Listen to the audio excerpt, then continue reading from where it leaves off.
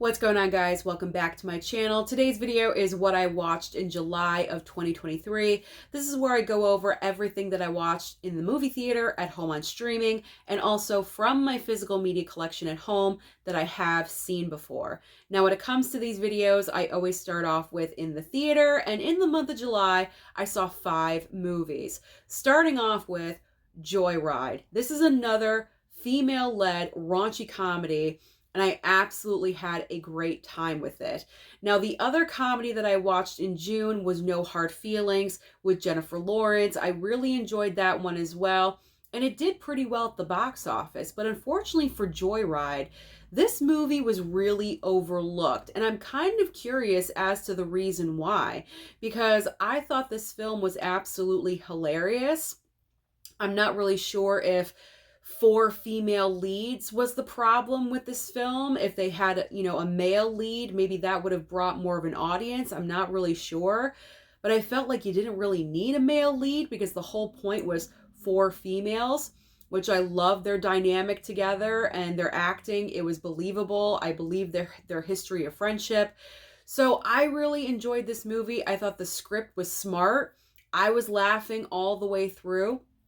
The only negative comment I have about Joyride is there's kind of 2 stories being told in the same movie, and it feels like the main character, what she's going through, and kind of like the history of what she's trying to find. If you've seen the movie, you know what I'm talking about.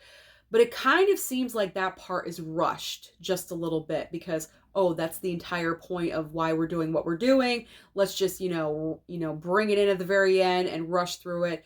It's kind of like pick a lane. Either you're going to talk about this or talk about this, but don't combine 2 in the same movie. But that's the only complaint that I have about Joyride. Like I said, I really enjoyed this film. Extremely funny. Unfortunately, it did not do well at the box office, but I believe you can currently watch it PVOD. So if you can, I highly suggest that you do. I recommend it because it is hilarious. And right now it's underrated. So it needs more people to watch it. So if you're not doing anything tonight, then watch Joyride. All right, the next movie that I watched was Mission Impossible: Dead Reckoning Part 1, one of the longest titles of the summer.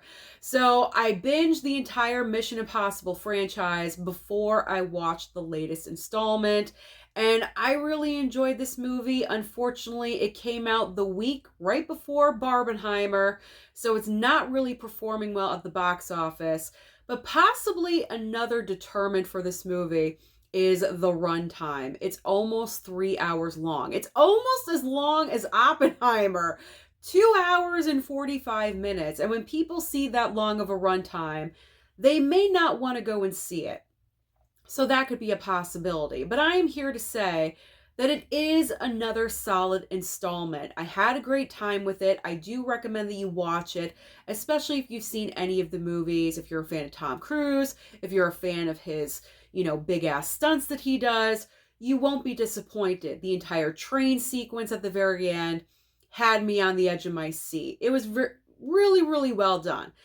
But one complaint that I have in this movie revolves around the relationship, or I should say the history, between Ethan Hunt and the villain in the movie. I'm very confused as to what their history is. There are flashbacks which kind of allude to a previous history and what happened, but I'm not understanding it completely because watching all the previous films just recently, I don't know who this character is. And I think that's a major flaw in this movie. It's not really spelled out and clear what the situation was that happened between these 2 characters and their past history. I'm a little dumbfounded with it. That was like my one big negative about this film. But other than that, I had a good time with Mission Impossible. Yes, it's a long run time, but you don't feel the long run time. So that's always a positive. So go and see Mission Impossible. I'm supporting Mission and also Joyride because both of these movies need to be seen. All right, third movie I went to the theater to see is Oppenheimer. Now, of course, day of release, I wasn't really sure which movie I was going to go and see, Oppenheimer or Barbie. I put a poll on my YouTube community tab, asking you guys to vote. Which one should I go and see? And you guys voted overwhelmingly, actually, for Oppenheimer. So I went and saw Oppenheimer on opening day. And surprisingly enough, I really enjoyed this movie. With Christopher Nolan films, I'm not the biggest fan of Christopher Nolan. Obviously, the Dark Knight trilogy, that's an exception. And I haven't seen every single Christopher Nolan film. I probably should change that. But he's not like in my top 5 directors. So I wasn't really like super excited to go and see Oppenheimer, but I sat down, I was ready to embrace this 3-hour epic tale that was going to be told in front of me. And surprisingly enough, I actually really, really enjoyed it. This is one of his better movies that I have seen. Cillian Murphy, I don't know how you say his first name. I think it's Cillian. Cillian Murphy as Oppenheimer, he is absolutely incredible and amazing. He deserves a Best Actor nomination at least. I feel like this movie is Christopher Nolan's Oscar film. I'm not really sure if he's going to win any Oscars for this. It should definitely be nominated for Best Picture, Screenplay. And speaking of screenplay, yes, it's very wordy. It's not the easiest movie to understand because it is a lot of scientific talk and technical talk that normal people like you and me are not going to understand. But that did not hold me back from enjoying the film because the performances given in this movie are incredible, with Cillian Murphy, Emily Blunt, and Robert Downey Jr.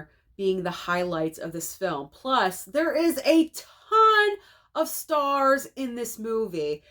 People that I didn't even know that were in this film are in this movie. Literally everyone is in this movie simply based on the fact that they wanted to work with Christopher Nolan. So I highly recommend Oppenheimer. It is a fantastic film. Don't miss out, especially on IMAX. That's where you're meant to see it, and that's where you should see it. All right, now let's get to the other movie, Barbie. You guys already know how I feel about this film. I made an entire I hate this movie video about Barbie. I got a lot of comments, both positive and negative, about my opinions. I knew it was going to occur because when I quote unquote attack a popular movie like this, I brace myself for the comments and the opposing opinions. I welcome them, I embrace them, because film is subjective, as I always say, and not every person is going to enjoy the same film. And that is okay. We can still be friends. We don't have to have hate comments and say hateful things just because one person doesn't like a movie and the other person does. So, I mean, overall with Barbie, I just felt kind of misled with what the movie was going to be about. I didn't really honestly even know what the movie was going to be about. And that's because Warner Brothers was very smart and very sneaky with their advertising campaign. They kept the overall general message very hidden, and they focused on other aspects of the film. Very, very little though. Very, very little. So I was kind of misled with the movie, but honestly, I wasn't really impressed with the humor in this movie as well. I wasn't really laughing. I was kind of just sitting there staring at the screen thinking, where is this going? It's just an okay film. I'm not really digging it. I'm not really sure what went wrong because I have a very humorous personality. I understand a lot of different kinds of humor. For me, Barbie did not hit. Like I said, that is okay. Not all movies are going to hit every single person. It just didn't work for me. The feminist, movement or, the passion that Greta Gerwig has for female empowerment, the message was just too strong for me. It was hitting me over the head, stuffing it down my throat. I was choking on it. I was literally choking on it. And that was my biggest issue with this film. So if you guys want my full diagnosis breakdown about this movie, I can link that video down below for you. I'm not sure if you want to watch it because it's not I feel like I said I was delicate. I wasn't too harsh with the movie, but I pointed out everything that I wanted to in a smart way. I thought I did. So I will link that video down below if you want to check out my full thoughts about Barbie. So yeah, I didn't really care for it, and I don't recommend it.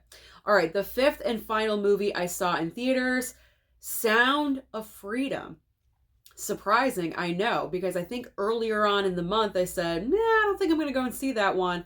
But this past Monday, I didn't work. I had a doctor's appointment early in the morning at like 9:30. And I said, after this, what am I doing? So I might as well go to the movie theater and see something.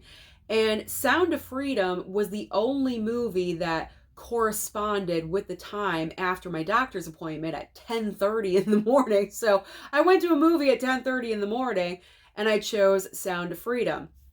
Now I know with this film, there's been a little bit of backlash because a lot of people, and I tweeted about this, or should I say I X'd about this movie? I don't know. I sent out a tweet about this film saying how much I enjoyed it. And I had some people respond to me, sending me articles saying that this movie is not accurate. It's not 100% true. The lead male character, portrayed in the movie didn't really do everything that he said. I get that. I get it. I understand, other people's points of view about this. However, I will say, considering it is based on a true story or true events, what biopic is 100% accurate? Like when it comes to biopics and true stories, a lot of liberties are taken when those movies are made. So that's the first point that I want to make. The second point that I want to make is the overall message of this film, the issue that they're tackling in this movie. Bringing awareness to that topic is what is the most important thing. I do not care about 100% accuracy.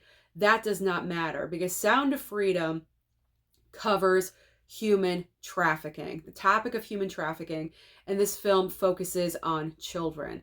I am passionate about this subject, and when it comes to talking about kids especially, and I don't care if it's not 100% accurate, as long as we are bringing awareness to how awful this is and how it needs to stop. And the facts that were being told at the end of the movie surprised me, shocked me even more than I was already before with this subject. That is what matters. As long as we recognize that this is a huge ongoing problem, mainly in the United States, that's all that matters to me. And I know some people are going to say opposite. You can argue with me. And I usually don't get too serious when it comes to movies. But when it comes to a subject like this, especially dealing with children, I'm going to voice my opinion. And I'm going to speak my mind. And this issue is important. And it needs to stop. And if Sound of Freedom is one of those films that could open up people's eyes and make people realize that this problem exists, because a lot of people just, don't want to think about it. They don't want to think about it. They don't want to recognize that a true problem is real. This is real. It's a $160 billion a year, quote unquote, industry, which is sick that I even said that it's an industry, but that's the facts. That is so disturbing. And I know I'm getting so serious right now, and I don't usually do this, but that's why this movie is important. I don't care about 100% accuracy. I care about the subject at hand and the subject dealing with children, and that is what matters the most. I gave this movie 5 stars because the emotions that I had during this film were like a roller coaster. And I'm happy this movie's being seen. If it's being seen, I'm not really sure what's going on with that. I got articles sent to me too that people are buying seats, but no one's showing up. I don't know. I don't know what's going on with that. All I know is I bought a ticket, or I should say I used my A-list. I reserved a seat. I saw it, and I thought it was an amazing film. I gave it 5 stars, and it's one of the best movies of the entire year. So I'm done with my tangent about Sound of Freedom. It's really great. You need to see it. All right, let's move on to streaming. Woo! Serious Susan! Let's get out of that. All right, streaming. What did I watch on streaming? Not as much as last month. Last month was crazy. It was a little long-winded. This month, I watched 3 items on streaming. Starting off, I'm looking at my notes if you see me looking over. Starting off with Maybe I Do over on Hulu. This movie was horrible. Like, why I watched this film, I had no idea. I was kind of curious about it, but I honestly don't see the point of this film. You have this young couple played by Emma Roberts, and then the guy, I'm not really sure who he is. It seems like this is his first movie. So, this young couple, kind of at a crossroads in their relationship. They've been together for a little bit. She wants to progress, get married, engage, get married. And he's, not really sure yet if she's the one. Let me tell you something. If you're not sure if she's the one after being together for over a year at least, then she ain't the one for you. Then she ain't the one for you. You know if someone is the one immediately, after a couple months, at least within 6 months. But don't spend a couple of years with this poor girl and still not know if she is the one. So you could see they're at a crossroads. So they end up going to their parents separately for advice on how to deal with this. Now, here's where the other part of the story comes into play, which I find ultimately ridiculous, because keep in mind that this couple has been together for a couple of years now.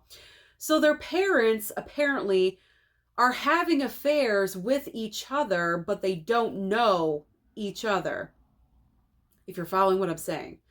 So Richard Gere is her father, Susan Sarandon is his mother, and they're having an affair together, but they don't know that their children are dating each other. Are you really trying to tell me that these people have been together for a couple of years and you've never met each other as like potential in-laws? That is just so weird to me. That doesn't exist. Like, you've never spent a Christmas together. You never had Thanksgiving together. It just seems completely outlandish that this would occur. And what's really embarrassing is that you have great actors in a stupid movie. Like I said, you got Richard Gere, Diane Keaton, Susan Sarandon, and William H. Macy playing the parents in this movie. Like I said, they're having affairs with each other. They don't even know each other, like, exist as the in-laws. They're thinking they're never going to see each other again. And there could potentially be an in-law. I know it sounds very confusing, but trust me, you don't want to watch this bullshit. That's why I'm here. This movie is awful. It was horrible. And thank God it was only around like 90 minutes, because after that point, I seriously could not bear anymore. I think I gave it a 1 star on my Letterboxd. Awful, awful movie. The next item that I streamed was Transformers Rise of the Beasts on Paramount Plus. Now, I did go and see this movie at the theater with Daddy Blu-ray, but I did not see it with my mom. And in preparation for the new movie at the theater, we were watching the entire Transformers franchise, and my mom had seen every single one except for the new one. So when it debuted on Paramount Plus, we watched it together. We had a good time. She enjoyed it. I gotta say, though, my experience at home with it, I was kind of lacking something, and I'm not really sure why. Maybe it was because I had already seen it in the theater, so I didn't have like a super excitement for it or anything. Or I kind of felt like it was dragging just a little bit. I know I kind of nodded off for a second, but I woke right back up. I'm not really sure what it was. I don't want to say I was bored with the film, because I wasn't bored by it. I find it entertaining. I'm not really sure what the issue was. But there was something that was not there that I had in the theater. Maybe it's just the theater experience, not really sure. But overall, enjoyed watching it again on Paramount Plus. And the third and final item that I streamed was The Bear. Now, this is a show I've been wanting to watch for a while. I'd heard about it, and season 2 dropped on Hulu, I believe, in June.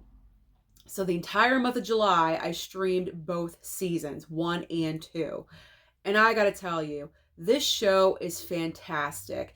Even if you don't have any history with a restaurant or being in the restaurant industry, it doesn't matter. This show is so good. The writing is fantastic. The acting is top notch.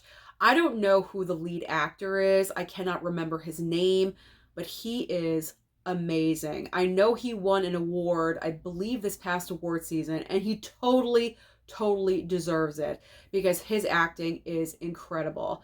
I gravitated towards this show because I worked in the restaurant business for 20 years in various restaurants, and so I do have that familiarity with that topic. Being in the kitchen, I was a waitress, by the way, but being in the kitchen and, you know, having the cooks yell at each other, I was kind of at home. I got to admit, I was kind of at home watching this show episode after episode. But it was one of those shows that you stream very easily because I can't talk. The majority of the episodes are about a half hour long a piece, so it's a very easy binge, and that's what I loved about it. But I cannot say enough about The Bear. Fantastic, fantastic show. All right, we're almost done. I'm still sick, so that's my excuse for me messing up. All right, so now let's get into what did I watch at home on physical media that I have seen before. Not a lot, because I was focusing on Tom Cruise movies and brand new releases. So here I have three movies that I have seen before. So two of them revolved around 4th of July. So on July 3rd, the day before 4th of July, I decided to go with I Know What You Did Last Summer, because as we all know, this movie takes place on 4th of July weekend, and I've never watched this film for the 4th of July for some reason. I thought this year was a good time. It's been a while since I watched a good old horror movie. There we go. So I watched I Know You Did Last Summer. Thank God this video is almost done because I'm making mistakes left, right, and sideways. All right. Next up is 4th of July. And of course, I did my annual watch of Jaws. Every single 4th of July, I watch Jaws no matter what. This is the ultimate July 4th movie for me because it takes place during that holiday. And this is one of my favorite movies of all time. To me, it's a perfect film. It's a 5-star. I think it's number 3 on my top 10 movies of all time. I love Jaws. And this year, I did a double feature with Jaws 2. So that was a lot of fun to watch Jaws and Jaws 2 back to back. And my final film I watched just a couple days ago, the last day of July, because I needed one more Tom Cruise movie. So I chose Tropic Thunder. I have seen this film before, hence why it's here. But when I watched it, I don't know, I was kind of sleepy. I wasn't that impressed with it. So I wanted to watch it again to give it another, good old honest chance. You know what I'm saying? And again, I just was not, I stayed awake this time, but I wasn't like overly thrilled with this movie. There was parts of it that I really enjoyed. I thought it was the most funny with Robert Downey Jr. Obviously, you guys know I love him. I kind of like gravitate towards him, but I don't know. It was kind of off and on for me with the humor. Do I dare watch it a third time? It's going to be a while though. It's going to be a while until I watch this again, but man, I don't know what it is with me and Tropic Thunder. We're just not meshing. All right, so that is everything that I watched in the month of July. So comment down below and let me know what you are watching. Did you have a movie watching theme? Don't forget to like and subscribe before you leave, and I'll see you next time.